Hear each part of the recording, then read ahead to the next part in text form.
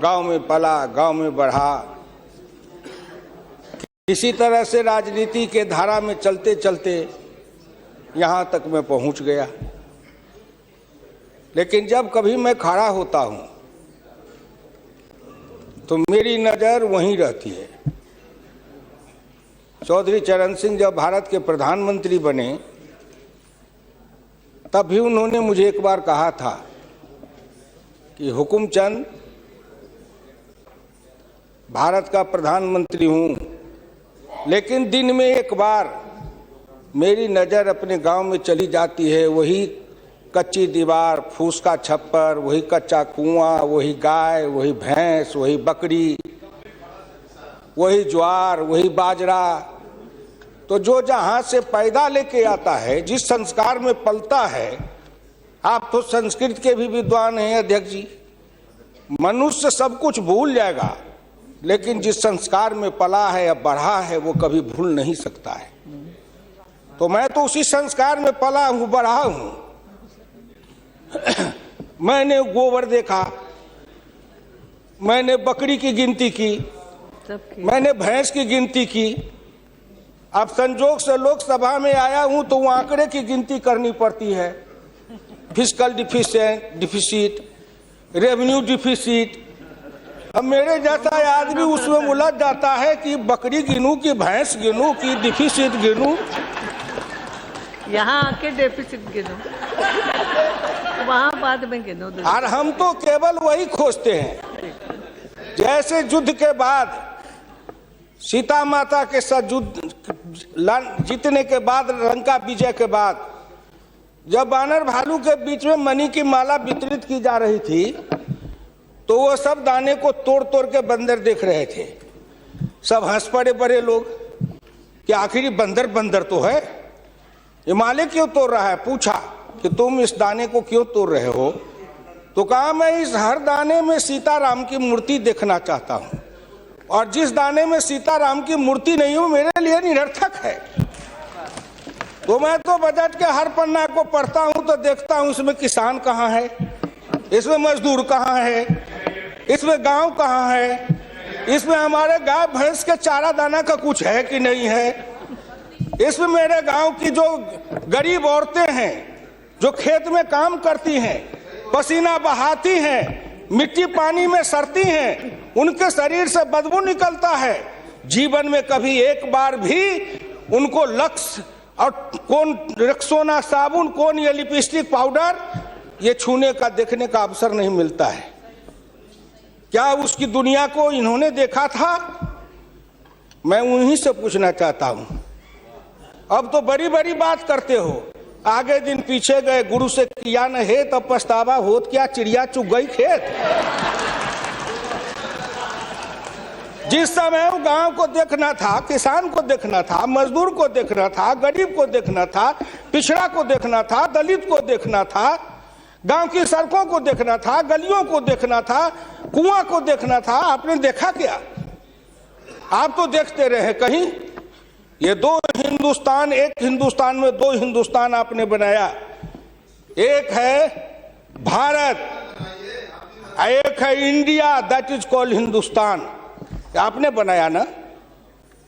मैं आज भी कहता हूं, अगर मेरे गांव के किसी को उठावे, आंख में पट्टी बांध दे, हिंदुस्तान के कहीं भी, उड़ीसा हो, बंगाल हो, कहीं हो, किसान को लावे, गांव में आंख पर पट्टी बांध दे और एक बार इंडिया गेट पर उसकी आंख को खोल दे, उसको लगेगा कि हम स्वर्ग में चले आए, कि बैकुंठ में चले आए, कि इंद्रपुरी चले आए। इतना का अंतर है। मैं 1977 में एमएलए बन के आया, इंडिया गेट के किनारे पैदल टहल रहा था, एक बड़ी गाड़ी में एक बड़ा कुत्ता जा रहा था, वो अपने मुंह को निकाल के जी लपलपाते जा रहा था। मैं गांव का आदमी खड़ा होकर सोचने लगा, कुत्ता जरूर कुछ कह रहा है। मैं एमपी था, कभी दिल्ली देखा नहीं था, मेरे अंदर से आवाज आई कि कुत्ता कह रहा है कि तू गांव का किसान, गरीब, मजदूर, पिछड़ा, दलित, तू क्या जन्म लेके करने आया है? तुझसे मैं सौभाग्यशाली हूं। देख, मैं ठंड गर्म गाड़ी में बैठा हूं, केक खाता हूं, ऑमलेट कटलेट खाता हूं, गद्दे पर सोता हूं। तुमने देखा हिंदुस्तान? तुमसे अच्छा मैं हूं। उस दिन मुझे लगा कि इस हिंदुस्तान के बड़े लोगों के कुत्ते भी मुझसे अच्छी जिंदगी जी के रहे हैं और मुझे उस जिंदगी से भी बदतर जिंदगी जिलाने वाले कोई नहीं है, आप हैं। राज किया है आपने। मैं आंदोलन किया, जेल में गया, जेल में सराया। आज भी पूर्वा हवा चलती है तो आपके पुलिस की लाठी से जो हड्डी में चोट है वो कहीं ना कहीं दर्द करने लगता है। तब मुझे ऐसा एहसास होता है कि जिस राज में मुझे इतना कष्ट मिला था, अगर मेरा बस चले तो उस राज को सदा सर्वदा के लिए हिंदुस्तान से उखाड़ के गयाज में जाके पिंडदान कर दूं, जो फिर निकलने न पाए। क्या बात करते हैं साहब, आपसे मैं आंकड़े में नहीं जाऊंगा। आप योजना आयोग की बात कर रहे थे, मैं अपने गुरु डॉक्टर लोहिया की बात को आपके सामने मैं दिखाना चाहूंगा। मैं नहीं बोलता, मुझे तो उन्होंने दृष्टि दी थी। इसी लोकसभा में 6 सितंबर 1963 को एक बहस हुई थी, ख्याल रखिएगा, जिस बहस ने पंडित नेहरू को भी हिला दिया था। वो बहस थी 3 आना बनाम 15 आना का। लोहिया ने कहा था, मैंने 27 करोड़ हिंदुस्तान के लिए 3 आने रोज की आमदनी कही, प्रधानमंत्री ने 15 आने रोज की और योजना मंत्री ने 7.5 आने रोज की। अब प्रधानमंत्री और योजना मंत्री आपस में निपट लेंगे कि दोनों में कौन सही है। यही आंकड़े हैं योजना आयोग के। प्रधानमंत्री का 15 आना, योजना आयोग के मंत्री का है 7.5 आना। जिस योजना आयोग को यह भी नहीं पता 15 आना सही कि 7.5 आना सही, प्रधानमंत्री सही कि योजना मंत्री सही, उसी योजना आयोग को सरपंच होते रहो। जो दर्शन करना चाहिए तो दर्पण माजत रहिए, दर्पण में लगा काई तो दर्श कहां से पाई। क्या बात करते हैं साहब। इस हिंदुस्तान में अगर किसी का, मैं प्रधानमंत्री जी बैठे हैं, मैं भुक्तभोगी हूं, जिस रोग से मैं पीड़ित हूं, कहीं ना कहीं उस रोग से आप भी पीड़ित हैं। बीरप्पा मोइली जी, आप भी पिछड़े वर्ग से हैं, मैं भी पिछड़े वर्ग से हूं। का दुख जाने दुखिया की, का दुख जाने दुखिया माए, जाके पैर न फटे बीमारी, सोका जाने पीर पड़ाई। आपके मल्लिका अर्जुन जी भी उसी दलित समाज से हैं। आपने सामाजिक पीड़ा को झेला नहीं है, भोगा नहीं है। इस हिंदुस्तान में अगर सबसे बड़ा कारण और सबसे बड़ी चीज अगर रही है सनातन काल से, तो वह हिंदुस्तान की जाति प्रथा। उस जाति प्रथा के कारण क्या क्या नहीं भोगा हमने और क्या नहीं भोगते हैं। अभी अभी चुनाव हो रहा था, श्री नरेंद्र मोदी जी के लिए कोई कह रहा था, मेरे ऑफिस के आगे चाय की दुकान खुलवा देते हैं, फुटपाथ पर जाओ चाय की दुकान के लिए दुकान दे देते हैं। और कुछ कहने के लिए नहीं मिलता है लोगों को, नहीं मिलता है क्या? क्यों उपहास करते हो? मैं लोकसभा में हूं, अगर कोई कहे, शरद यादव गए थे चुनाव लड़ने के लिए अमेठी में, लोकदल से नारा लगा था, शरद यादव वापस जाओ, लाठी लेके भैंस चढ़ाओ। कर्पूरी ठाकुर जैसा नाई का बेटा गरीब, जिसके नेतृत्व में बिहार में इतना परिवर्तन किया, वो बिहार का मुख्यमंत्री बना, 27% आरक्षण दिया, हाई स्कूल तक फीस माफ किया, मिडिल स्कूल तक फीस माफ किया, 5 एकड़ से मलगुजारी माफ किया। और कर्पूरी ठाकुर के लिए नारा लगा था, कर्पूरी ठाकुर दिल्ली जाओ, छुड़ा लेके सैलून खोलो।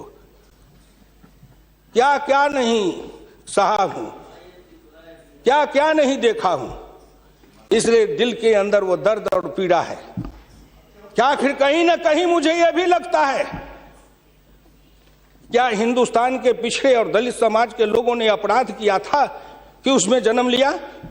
किसी ने भगवान के यहां दरखास्त दिया था कि मुझको तेली बना दो, मुझको लोहार बना दो, मुझको कुर्मी बना दो, मुझको कहार बना दो, मुझको अहिर बना दो, मुझको कलवार बना दो? कोई दरखास्त देके तो नहीं आया। आज वित्त मंत्री जी को धन्यवाद दूंगा, प्रधानमंत्री को, कि उन्होंने बजट में कुछ ऐसी योजनाएं बनाई है जिससे हिंदुस्तान के जाति प्रथा के बंधन को ढीला करने का अवसर मिलेगा।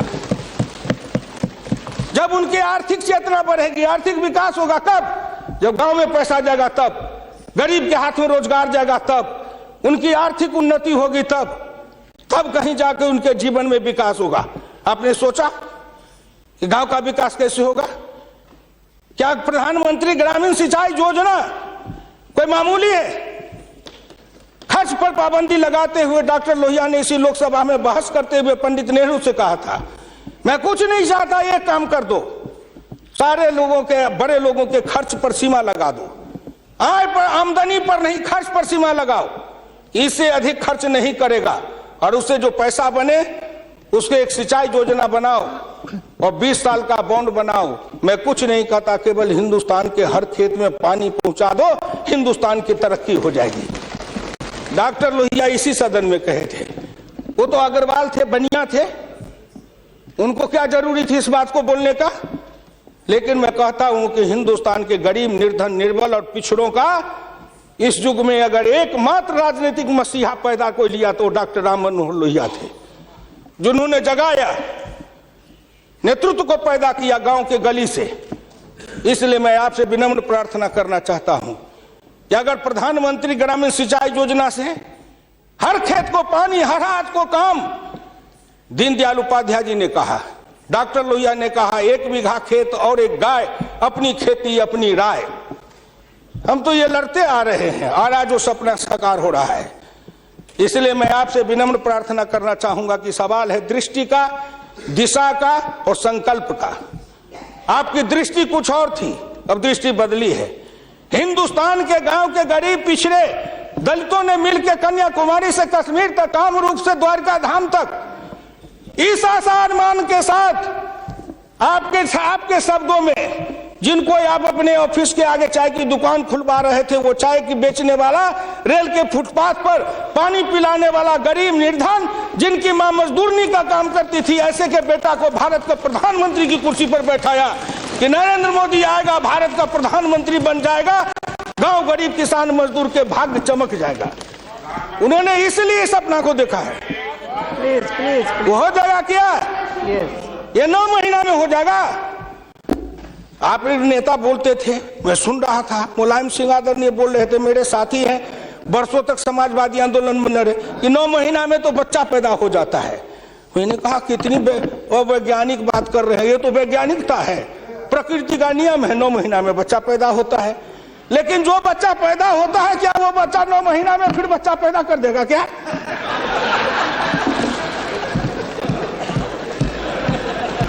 कितनी आप वैज्ञानिक बात बोल रहे हो। इस सरकार का 9 महीना हुआ, 10 महीना हुआ, सरकार पैदा हुई, अब क्या सोचते हो? आप क्या सोचते हो? इसलिए आपसे मेरी विनम्र प्रार्थना है कि संभलो, अभी भी आप संभलिए, प्लीज प्लीज, अभी आप संभलिए। आप बजट को क्या समझते हो? आप बसीर रहिए। मैं वीरप्पा मोइली साहब नहीं हूं। वीरप्पा मोइली साहब आंकड़े बता रहे थे, मैं उन आंकड़ों का जवाब दे रहा हूं कि आपने इतने दिन ये आंकड़े अब हमको पढ़ा रहे हैं। आपने क्या आंकड़े पढ़े थे? आपने आंकड़े पढ़े? 1951 में किसान थे 71.9%, 211 आपका राज, घट के हो गए 45.10 पॉइंट, 26.08 पॉइंट, किसान गायब हो गए। कहाँ गायब हो गए? कहीं नहीं गायब हुए। खेतिहर मजदूर थे 28.1 पॉइंट, और वो घट करके हो गए 17.5, वो बढ़ गए 26.08। अध्यक्ष महोदय, जितना किसान गमा उतना खेतिहर मजदूर बनाया।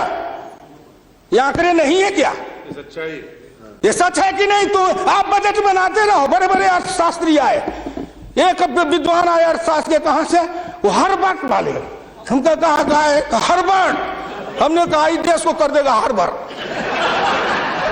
ये हार्वर्ड वाला हार्वर्ड करेगा। हिंदुस्तानी अर्थशास्त्री चाहिए, अरुण जेटली के जैसे। और ये कहां गए? बोलिए।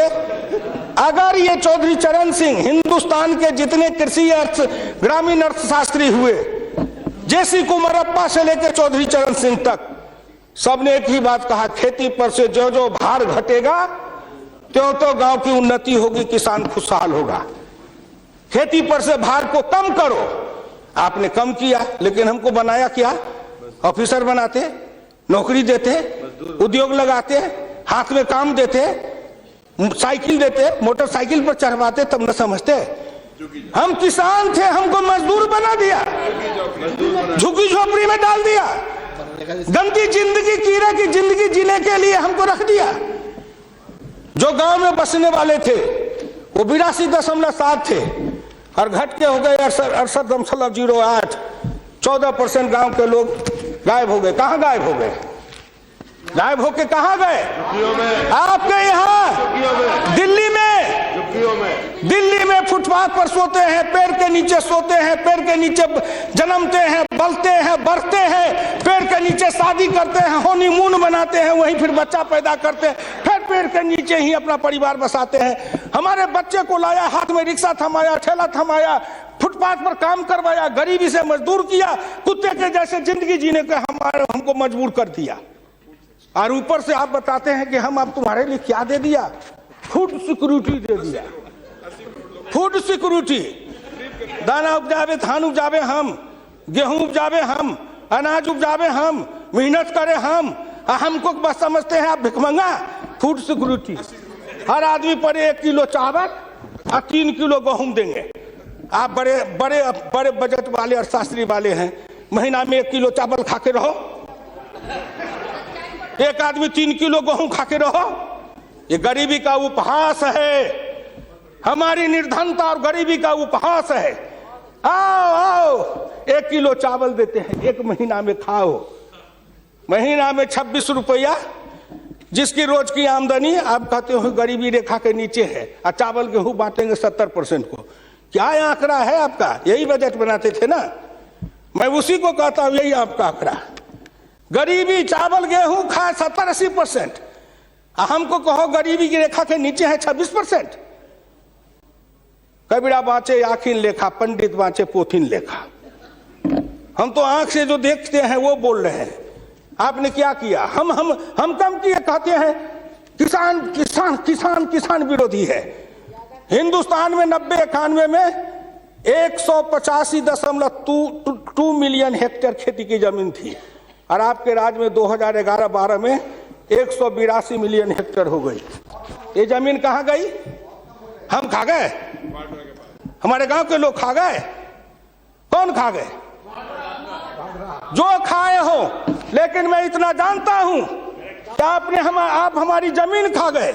और दूसरे तरफ जो गैर कृषि योग्य भूमि थी 90-91 में 21.22 मिलियन हेक्टेयर, 11-12 में हो गए 26.29 हेक्टेयर। गैर कृषि योग्य भूमि बढ़ी है, कृषि योग्य भूमि का ह्रास हुआ। उल्टे बात, कहीं पर निगाहें, कहीं पर निशाना।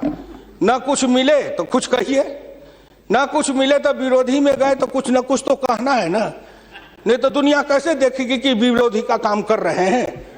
इसलिए आपसे मेरी विनम्र प्रार्थना है, अगर विरोधी का काम भी करना है तो आप अपने नेताओं को कहिए कि कुछ दिन हमारे पास आए, 6 महीना ट्रेनिंग दे देंगे कि हम विरोधी थे तो क्या करते थे। अरे नाटक भी करिए तो किसी डायरेक्टर से सीख तो लीजिए। जो गरीबी का डायरेक्टर है उससे सीखे नहीं, गरीबी का नाटक खेल रहे हैं। ये गांव में नाटक में हनुमान जी का पाठ करने वाला नहीं आया, उसने सोचा कि आज तो नाटक नहीं होगा। एक बहुत मोटा तगड़ा दुकानदार था, उनको पकड़ लाया, कहा तू नाटक कर, केवल खड़ा रहना। और जब वो खड़ा होकर पाठ करने लगा तो रावण ने डांट के कहा कि कहाँ गए, लाओ तेल घी लाओ, इसके पूंछ में आग लगाओ। उसको हुआ कि अब तो जल के मरेंगे।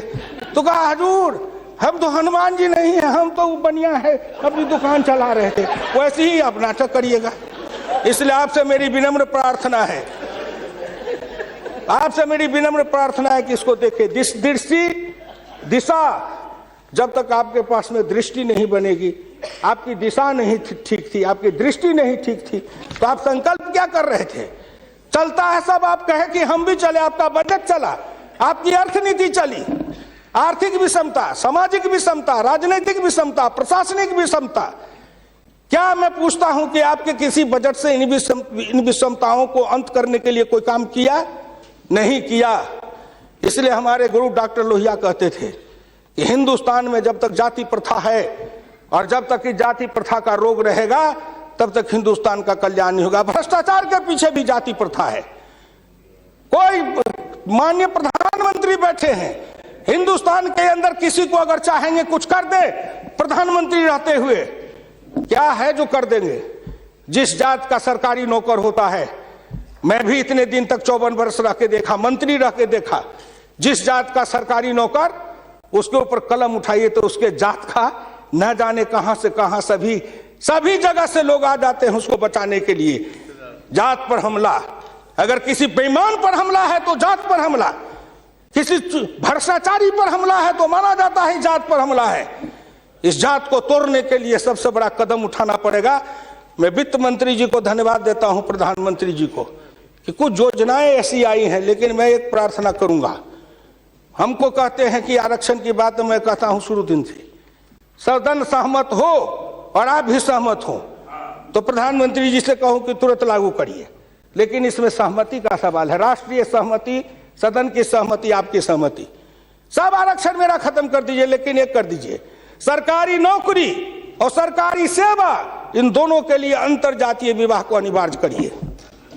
न रहेगी जाति, न रहेगा बांस, न बजेगी बांसुरी।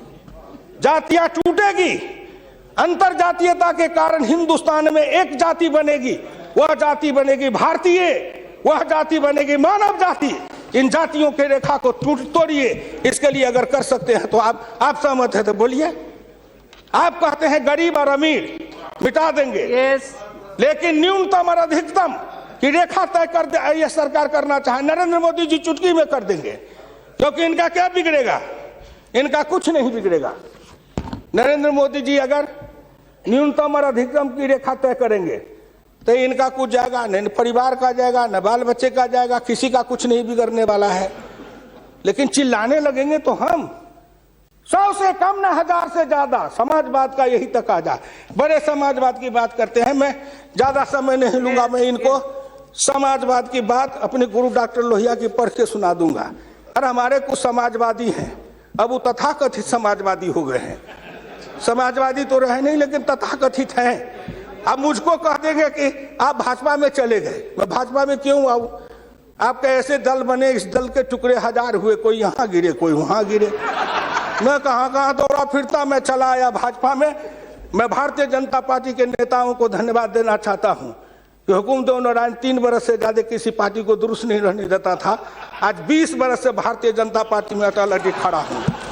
इस पार्टी में जब तक कोई ताकत नहीं है, अडवाणी जी में, अटल जी में, नरेंद्र मोदी जी में, इन सब लोगों में जब कोई गुण नहीं है, तो मेरे जैसे उदंड आदमी को 20 वर्ष तक अपने पिछड़े में रख लिया, कोई साधारण योग्यता है?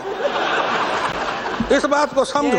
मैं आखिरी में कहूंगा, अध्यक्ष महोदय, समाजवाद हर किसी से अन्य सिद्धांत की तरह एक होता है थोक, एक होता है फुटकर, एक होता है सगुन, एक होता है निर्गुण, एक होता है सिद्धांत, एक होता है कार्यक्रम। समाजवाद से एक सीढ़ी नीचे उतरो, उस सीढ़ी का नाम है बराबरी। उस बराबरी से एक सीढ़ी नीचे उतरो। गौर करिएगा कौन कौन बराबरी? आर्थिक बराबरी, सामाजिक बराबरी, राजकीय बराबरी, धार्मिक बराबरी। उससे एक सीढ़ी और नीचे उतरो, तब उसके बाद आएगी समता, संपूर्ण समता, संभव समता। तब एक सीढ़ी और नीचे उतरो, तब अधिकतम और न्यूनतम की सीमा लगाओ। यह धार्मिक बराबरी की भी बात में की गई है। अगर हम धार्मिक बराबरी पर जी समाप्त करेंगे, अगर धार्मिक बराबरी पर मुझे कहा जाए तो मैं कहने लगूं तो कितनी अपनी पीड़ा सुना दूंगा कि धार्मिक बराबरी इस देश में कैसी है। उसके संबंध में मैं ज्यादा समय नहीं लेकर के केवल आपके सामने मैं सुना देना चाहूंगा। समन्वय 2 तरह का होता है, एक दास का समन्वय, एक स्वामी का समन्वय। मैं नहीं कहता, महान समाजवादी अर्थशास्त्री डॉक्टर लोहिया ने इसी सदन में 26 मार्च 66 को कहा था। गौर से शब्दों को सुनिए। समन्वय 2 तरह का होता है, एक दास का समन्वय, एक स्वामी का समन्वय। पिछले 1000 बरस के इतिहास से हिंदुस्तान ने स्वामी का समन्वय नहीं सीखा, वह एक दास का समन्वय रहा है। मैं तो श्री नरेंद्र मोदी से सरकार से कहूंगा कि 1000 साल से भारत दास भाव से सांस्कृतिक समन्वय में रहा है। अगर वो स्वामी भाव का समन्वय में भारत आना चाहता है तो क्या अपराध है। इसलिए उन्होंने कहा इस समन्वय में खाली परदेशियों को ही दोष नहीं देता, उनके सबब से जितने भी इतिहासकार हैं वे सभी जहर में बिल्कुल घुल जाते हैं। आज भारत के 2 इतिहास के स्कूल हैं, एक डॉक्टर ताराचंद, एक डॉक्टर मजुमदार, एक और है जो दोनों के दोनों इसी समन्वय धारा के हैं, विविधता धारा के हैं। भारत क्या है उसको भूलकर भारत के जो विभिन्न अंग है उनकी तरफ निगाह चली जाती है। क्या बात करते हैं साहब। Yes. तो इससे मेरी विनम्र प्रार्थना है सदन से, अध्यक्ष महोदय, मैं हाथ जोड़ के प्रार्थना करता हूं सदन से भी, और इस लोकसभा के चैनल को हिंदुस्तान के करोड़ों लोग देख रहे हैं। मैं उन गांव के गरीबों, किसानों, मजदूरों से कहता हूं, गांव गरीब, मजदूर, किसान, पिछड़ा, दलित और नौजवान, मिलके देश बनाओ, आओ देश बनाएंगे। और नरेंद्र मोदी के प्रधान रहते हुए एक बार नहीं, अगर हिंदुस्तान में आपने जितने दिन रहा, एक बार में तो थोड़ी सी रेखाएं बनाई जाएगी, दूसरे बार में मिट्टी डालेंगे, तीसरे बार में तब न पिचिंग करेंगे। तो हमको भी आपको इतना समय दिया, तो मैं गांव, गरीब, किसान, मजदूर, पिछड़े, दलित, इन सब से हाथ जोड़ के प्रार्थना नौजवानों से करना चाहता हूं, आओ कदम में कदम मिलाओ, मिलके हिंदुस्तान को बनाओ, समता लाएंगे, आर्थिक समता, सामाजिक समता, राजनीतिक समता। अगर इन्होंने मुझको 12 रुपया महीना पर जीवन बीमा कर दिया तो बड़े लोगों का कलेजा फटने लगा कि 12 रुपया में सबको जीवन बीमा कर रहे हैं। खेत में काम करेंगे, बीमार पड़ेंगे, मरेंगे, तो हम जी में 1 रुपया, हाँ 12 रुपया साल, 12 रुपया साल, 1 रुपया महीना। तंबाकू का गुटखा भी खाते हैं तो 3 रुपया में मिलता है, उससे भी सस्ता जीवन बीमा इस सरकार ने दे दिया गरीबों को। करेजा तो इसलिए फट रहा है, करेजा में दर्द इसलिए है, इन्होंने जो और योजनाएं चलाई, गाय के पशुपालन के लिए, गाय के उत्थान के लिए योजना, इत्यादि इत्यादि कई योजना है, क्या गिनाऊं। हरि अनंत हरि कथन अनंत। मुद्रा बैंक बनाए, उसमें छोटी इकाई वाले को कर्जा देंगे, छोटी इकाई, वो छोटी इकाई का जो गांव वाला कर्जा खाएगा उसको किसको देंगे ये। इसलिए आपसे मेरी विनम्र प्रार्थना है कि 1 सेकंड में, 1 मिनट में इस बात को कह के खत्म करूंगा। राष्ट्रीय नमूना सर्वे के मुताबिक देश में 5.70 करोड़ उद्यमी हैं, इनमें 11 लाख करोड़ रुपए की पूंजी लगी हुई है, इनसे 12 करोड़ लोगों को रोजगार मिल रहा है। लेकिन इस क्षेत्र के उद्यमियों को पूंजी में कर्ज का हिस्सा केवल 4% है, जबकि अनुमान के अनुसार बीते 22 वर्षों में बड़े उद्योग में 50 से 60 लाख करोड़ रुपए की पूंजी लगी हुई है, इनसे मात्र 22 लाख लोगों को रोजगार उपलब्ध है। ये छोटे उद्योग, फरहई को, लोहार को, कुम्हार को, हजाम को, ये जो छोटे छोटे, ये जाति छूटेगी इससे। जाति आधारित हिंदुस्तान में पेशा है, और पेशा के आधार पर जाति बनाया गया। अब इन रोजगार के जरिए उनके हाथ को काम देंगे, उन छोटे उद्यमियों को रोजगार देंगे। इनके कलेजा में दर्द हो रहा है कि नरेंद्र मोदी आया है, मुद्रा बैंक बनाएगा, गांव के गरीबों के हाथ में रोजगार जाएगा। ये गरीब बनेंगे पहलवान, गरीब बनेंगे विद्वान, गरीब बनेंगे बुद्धिमान, गरीब के हाथ में दम ताकत आएगी तो आपके आगे शर्म गच्छामी नहीं होंगे।